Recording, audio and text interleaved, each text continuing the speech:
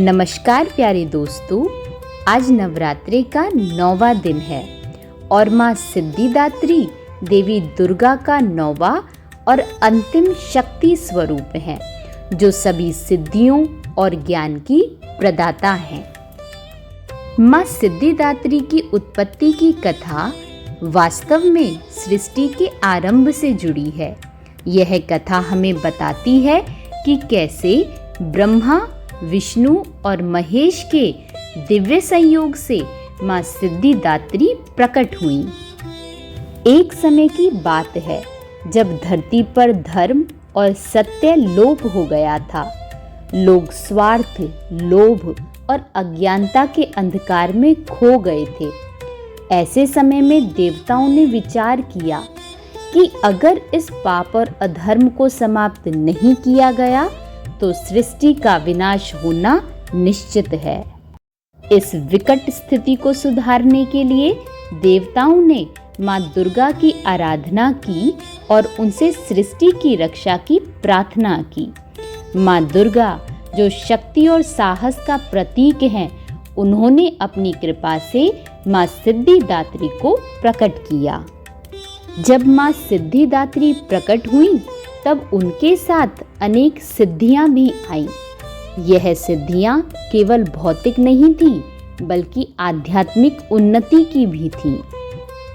माँ ने अपने इस दिव्य स्वरूप में प्रकट होकर धरती से लोभ, पाप, अज्ञानता के अंधकार का नाश किया और फिर माँ सिद्धिदात्री ने अपने भक्तों को सभी इच्छाओं की पूर्ति का वरदान दिया। उस समय माँ ने उन सभी लोगों को यह भी संदेश दिया कि सच्ची सिद्धि केवल बाह्य सुखों में नहीं बल्कि आंतरिक संतोष और ज्ञान में है।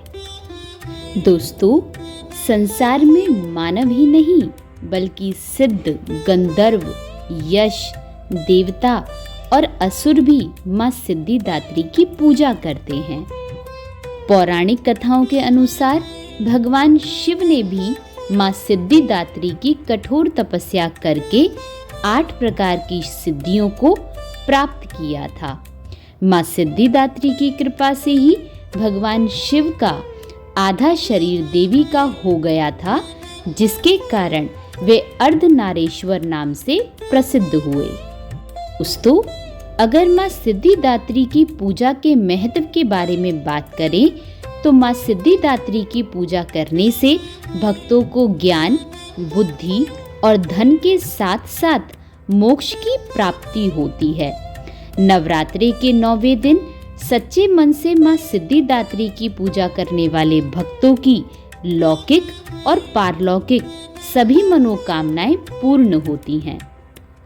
उनकी पूजा व्यक्ति को संसार की असारता का बोध कराकर अमृत मार्ग की ओर ले जाती हैं।